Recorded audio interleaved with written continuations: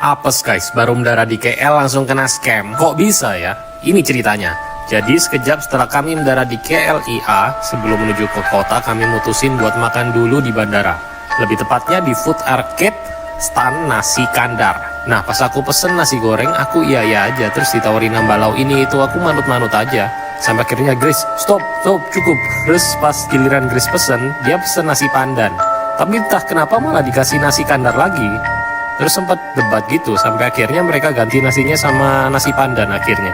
Nah gitulah, jadi ini kalau kalian nggak ngerti dan pertama kali pesen di sini harus hati-hati ya. Pastiin nasi yang kalian pesen itu sesuai, sama mereka akan nawarin lauk ini itu. Kalian juga yain secukupnya aja ya. Hati-hati ya guys. Assalamualaikum warahmatullahi wabarakatuh. Teman-teman, ini ada warga negara Indonesia yang berkunjung ke Malaysia dan baru tiba di Kuala Lumpur. Saat baru tiba mungkin lapar ya, perutnya ini lapar. Kemudian dia mencari food court sepertinya ya, di sekitaran bandara kemungkinannya. Nah, di food court ini yang dia sebutkan tadi, dia memesan nasi kandar kalau tidak salah ya. Kemudian ditawari dengan beberapa lauk yang ada ya. Ya setahu Padi memang nasi kandar itu lauknya banyak, sama seperti halnya dengan nasi padang ya, lauknya banyak. Bedanya kalau nasi padang biasanya kalau di dalam restoran itu disajikan semua lauk di atas meja, juga termasuk sayurannya. Nah kalau nasi kandar ini cara penyajiannya kalau Padi ngelihat beberapa video itu pertama berdasarkan pesanan ya, kalau berdasarkan pesanan ini berarti kita bisa memilih ya, sama sebenarnya nasi padang juga seperti itu. Tapi ada juga mungkin yang sifatnya adalah kita dikasih pilihan, maksudnya dikasih pilihan ini mau lauk ini nggak ditawarkan gitu ya, ditawarin nih mau lauk ini. Kalau kita iyain aja, maka lauk-lauk tersebut akan diberikan kepada kita. Ya otomatis setiap lauk yang diberikan itu akan menambah harganya. Nah, di sini ada kok merasa orang Indonesia ini tertipu gitu kan. Nah, masalah tertipu ini kalau menurut Padi bukan cara bagaimana dia mendapatkan nasi kandar tersebut, tapi ketika istrinya meminta nasi pandan, yang diberikan malah justru nasi kandar lagi. Jadi di sini ya ada kemungkinan, kalau menurut Padi ya, kalau secara jelasnya juga tidak paham ya, tetapi kalau menurut Padi mungkin ini adalah kesalahan dalam komunikasi saja ya, komunikasi yang kurang klop gitu. Nah semestinya kalau menurut Padi ya, pihak dari kedai atau dari warung yang menyajikan makanan ini itu sebaiknya bicara juga. Bicara di sini maksudnya adalah untuk memastikan bahwa pesanannya itu benar. Jadi ketika si pembeli mau membeli misalkan nasi pandan, dia harus memastikan dulu nasi pandan atau nasi kandar. Nah, seperti itulah kira-kira. Jadi walaupun mungkin si pemilik kedai atau yang pelayan kedai ini mendengar apa yang diucapkan oleh pembeli, tetapi tetap harus dipastikan apa yang dibeli oleh si konsumen. Karena di sini jelas ya, kalau ada kesalahan-kesalahan seperti ini, ya akhirnya konsumen tidak berselera lagi untuk menikmati makanan tersebut. Dampaknya ke situ. Tapi untuk lebih pastinya lagi, ya seharusnya memang mereka lah yang tahu dengan pasti. Tetapi di sini kita coba Padi bacakan ya beberapa komentar dari warganet, baik yang dari warga Indonesia atau mungkin dari warga Malaysia. Ini kita coba bacakan ya. Padi mulai aja dari yang pertama ini ya. Yang pertama, baru tumben keluar negeri ya. Ini maksudnya baru pertama kali keluar negeri ya, sehingga nggak tahu gitu ya. Kalau di luar negeri apa di mana nih? Di Kuala Lumpur mungkin maksudnya ya. Kalau penyajian nasi kandar seperti itu. Itu maksudnya ya. Kemudian yang berikutnya, lain kali bawa bekal aja coy, pakai rantang. Nah ini yang komentar nih, apakah juga pernah ke luar negeri bawa bekal juga nih? Gak tahu ya. Tapi ya begitulah namanya warganet ya. Biasanya hanya mengomentari padahal belum pernah juga untuk ke luar negeri. Ya gimana ya, bingung juga. Komentar tapi nggak pernah melakukan yang dikerjakan gitu ya. Jadi saran Pak D, komentarnya seenggaknya yang berimbang aja, yang baik-baik. Kemudian yang berikutnya, nasi kandar emang gitu semua. Makanya kalau nggak tahu jangan asal nyeplos. Ya bisa jadi memang penyajiannya sebenarnya mirip dengan nasi Padang. Kalau kita mau lauknya ayam aja ya kita tinggal sebutkan aja ayam aja. Cuman kalau setahu Pade kalau nasi Padang ya, itu kita tidak ditawarin mau ini, mau ini, mau ini, mau ini, tidak. Nah mungkin kalau nasi kandar di Kuala Lumpur memang seperti itu ya. Yang berikutnya, anak saya makan di sana terus muntah-muntah dan murus air 2 hari. Oh ada yang kasus ini ya, mudah-mudahan cepat sembuh. Yang berikutnya, datang tak dijemput, pergi tak dihalau. Ini sepertinya orang Malaysia ya.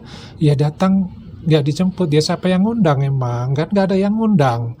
Orang datang itu ya yang mengundang itu adalah mungkin saudaranya ya, mungkin rekan kerjanya, atau mungkin untuk sebagai pelancong. Nah, kalau pelancong aja sudah dinyatakan seperti ini, datang tak dijemput, pergi tak dihalau, ya gimana ya? Katanya ramah-ramah orang negeri seberang ya, negeri tetangga kita, katanya ramah-ramah. Yang berikutnya, jangan makan di Genting Brand, NY nasi kandar. Duh, lauk-lauk keras, berasa gigi ngilu. Oh, ada yang pengalaman seperti ini juga. Ya, variasi ya, sama juga di mana-mana itu kan tergantung yang masak ya. Nasi kondor tipu-tipu orang ladusing. Nah, ini komentar yang biasa saja. Yang berikutnya, Vijay memang ahlinya scam. Terus ada yang ini, scam, menipu katanya, bertanya ya, cuma itu doang. Nah yang berikutnya, bandara harganya memang ya 5 kali lipat dari harga biasa. Gua pernah di Bandara Suta, beli aqua kecil sama roti habis 40.000. Iya sih, memang namanya di hotel, di bandara ya, atau di tempat-tempat ya mungkin di stasiun kereta juga ya yang kelihatan tempatnya bersih, elit segala macam, itu biasanya memang harganya mahal ya. Makanya kadang ya kalau kita bepergian itu biasanya kita sudah mempersiapkan makanan yang kita ingin makan, biasanya seperti itu. Yang berikutnya, lah bukannya di warteg di sini pun begitu. Kalau ditanya mau lauk kalau setiap lauk ditanyain ya harus dibayar dong. Diiyain harus dibayar dong. Iya memang betul ya. Bukan scam itu namanya, Dul. Yang berikutnya, mungkin salah dengar antara nasi pandan dan nasi kandar kan. Pengucapan hampir sama tuh. Nah ini tadi yang Pade bilang ya, hendaknya pihak penjual itu mengulangi pesanan dari pembeli. Itu adalah adab ya, adab kalau menurut Pade ya, supaya tidak menimbulkan kesalahan. Yang berikutnya, nasi pandan seharusnya tetap putih wangi pandan, beda sama di sana warna hijau. Ya mungkin memang ada perbedaan dari sisi warnanya. Di Indonesia juga nasi pandan ada. Yang berikutnya, karena nasi kandar nggak enak, makanya dikasih kandar terus. Dan scam katanya. Makanya dari awal komunikasi yang jelas. Nah di sini jangan salahkan konsumen. Konsumen itu adalah melakukan apa yang dia inginkan. Dengan pengucapan ya setiap konsumen beda-beda. Tetapi kan ada protokol atau ada peraturan yang sebaiknya diterapkan, yang Pade tadi bilang ya, hendaknya penjual itu mengulangi pesanan pembeli itu supaya tidak salah komunikasi. Yang berikutnya, not scam lah, miskom aja, ya bisa seperti itu. Iya, bukan scam bang, lebih ke katanya saja mau makan apa, kalau tidak mau jangan diterima. Terus ada yang protes juga nih, sikit-sikit scam. Ya, ini kan tergantung dari mereka yang membeli ya. Yang membeli kebetulan kan dia upload video. Ya kalau kebetulan semuanya seperti itu, sementara yang tidak menganggap itu scam ya, kan nggak upload video. Nah, harus bisa bedakan itu. Kemudian bukan scammer. Ya, memang begitu. Dia menawari kalau kita jawab sudah cukup, dia pasti jawab oke. Atau jika ingin mudah, tunjuk gambar. Tidak ada scam di sini. Ella yang scam, lo yang scam, katanya. Pernah makan di situ juga. Nggak scam sih. Dan mereka bilang dulu, kok mau ini itunya. Kalau iya aja, ya diambilin semua. Gimana sih? Kan situ sendiri yang bilang iya. Kocak. Nah. Yang berikutnya, nampak sekali kampungan baru pertama kali liburan ke Malaysia.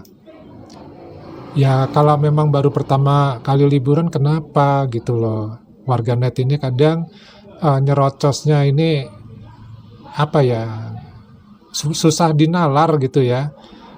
Nah sekarang yang warganet sendiri udah ke luar negeri belum gitu.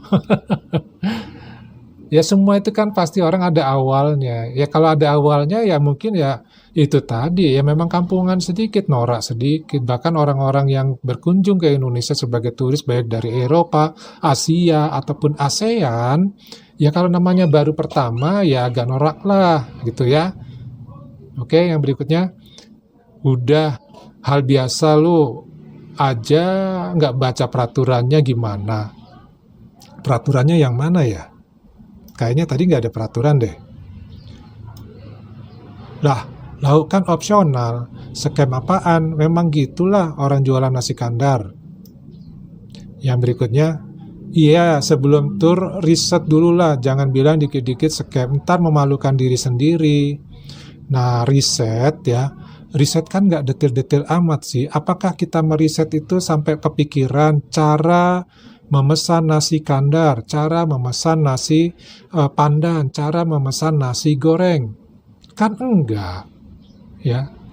Kalau kita riset kan taunya nasi kandar, lauknya ini, gitu. Tapi cara untuk memesannya, ya kan, jarang juga orang yang ngasih tutorialnya ya. Apa ada tutorialnya cara memesan nasi kandar di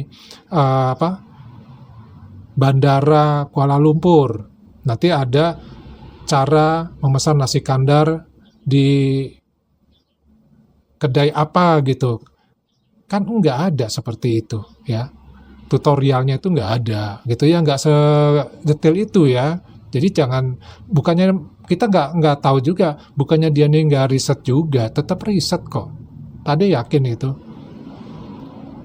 Yang berikutnya, nggak ada penipuan, saya di sana selalu beli nasi kandar, memang mereka menawari, tapi kita juga tinggal bilang, pakai ini lauknya dan ini ya, sudah kita bayar. Karena setiap saya cuti selalu lewat Kuala Lumpur.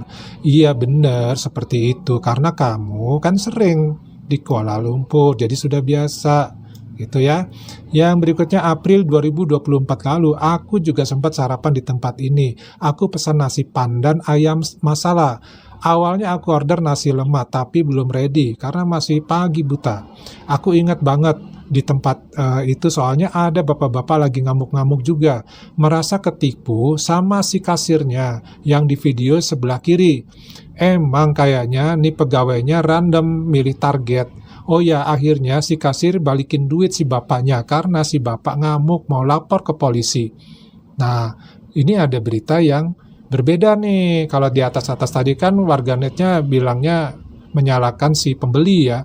Justru ini ada seorang pembeli yang merasa ya ada penipuan juga sih, ada trik-trik gitu. Faktanya di sini dikatakan sama dia bahwa ada orang yang ngamuk-ngamuk sampai duitnya bisa dibalikin karena mau dilaporin ke polisi. Artinya ya memang ada kasus seperti itu kemungkinannya ya, menurut cerita ini, bukan kata Pak D. Yang berikutnya, jika pergi ke tempat orang, biasakanlah belajar atau pahami juga culture tempat orang biar nggak meminimkan salah paham. Ya pastinya seperti itu, cuman kan ada hal-hal tetap aja culture shock itu ada ya. Mungkin kalian juga yang orang-orang di Malaysia ya, ke Indonesia, walaupun sudah tahu, tapi ada culture shocknya juga yang kok nggak pernah kepikiran gitu loh, terjadi gitu. Ya jadi ya kita harus paham itu aja lah, bahwa ya Pak Ade sendiri kalau pergi ke suatu tempat ya pastinya ada kita mempelajari culture di sana, budayanya ya, kebiasaannya, tapi kan nggak semuanya, karena kan kita nggak semua tahu ya. Oke. Walaupun ada internet ya. Yang berikutnya, jelas scam, nasi pandan yang dipesan, jelas ada gambarnya, dan sudah sesuai yang ditunjuk. Malah dikasih nasi kandar lagi, ya beda dong. Ya memang harus hati-hati. Scam Malaysia, aku sih kapok ke Malaysia. Nah ini ada yang lebih teliti nonton videonya ya, menyatakan hal yang berbeda nih, ternyata menganggap itu sebagai penipuan. Ini ada juga nih, bukan scam, tapi beberapa restoran punya penyajian seperti itu di Malaysia. Apalagi kalau terkendala bahasa, pasti miskom. Mending delete videonya, judulnya provokatif, dan ini murni kesalahan kamu sendiri. Please jangan buat malu orang Indonesia. Ada yang bales nih, kita coba apa nih balasannya. Nggak bang, memang harus hati-hati kalau ke tempat ini. April lalu aku juga ke sini. Kita itu orang Indo paling nggak enakan sifatnya, tapi pasrah aja biasanya.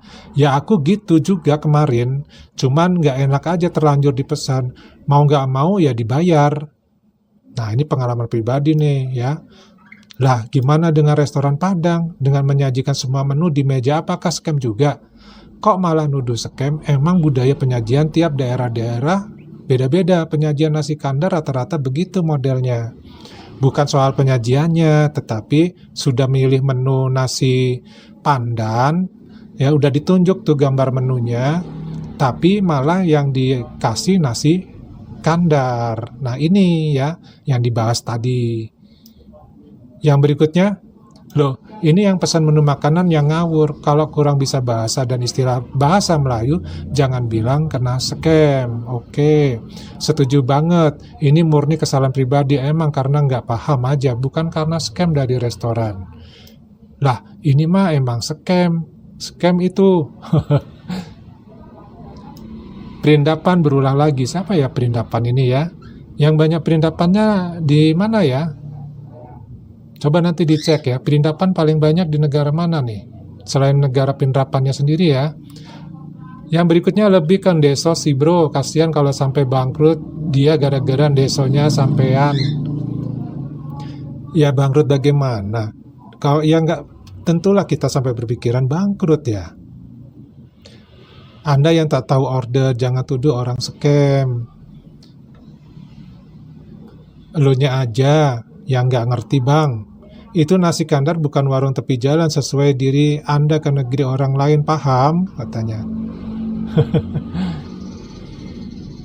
Maklumin bang, soalnya biasanya yang kerja nasi kandar gitu orang India. Jadi pas abangnya ngomong nasi pandan, bisa jadi pekerjanya salah dengar. Terus kalau mau makan nasi kandar yang enak, mending cari di jalanan aja. Kalau tempat-tempatnya fancy, lebih ke arah rasanya kurang berempah. Rupanya ya rasa ini ya bervariasi juga nasi kandar ya. Jadi lain tempat rasanya juga pasti ada perbedaan-perbedaan. Mungkin sedikit, mungkin banyak, sesuai dengan lidahnya masing-masing. Nah ini dulu komentarnya yang Pak D bacakan ya. Mudah-mudahan ini menjadikan kita semacam pembelajaran ya buat kita ya, bahwa yang pertama kalau kita pergi ke luar negeri, jangankan ke luar negeri ya, pergi ke luar kota aja deh, atau mungkin ya belanja di depan rumah juga ibaratnya, kita harus survei dulu, melakukan survei, kira-kira budayanya seperti apa kalau ke luar negeri ya. Terus yang kedua, kalaupun kita memesan suatu barang, apalagi makanan ataupun minuman, kita sebagai pembeli ya itu pun harus berhati-hati ya, karena kita tidak bisa mengandalkan penjual. Ya, jadi sebagai pembeli harus berhati-hati, kita harus mengulang nih apa yang kita beli gitu loh. Karena seharusnya itu tugasnya dari penjual ya, untuk memastikan makanan atau minuman yang diminta oleh pelanggan itu sesuai.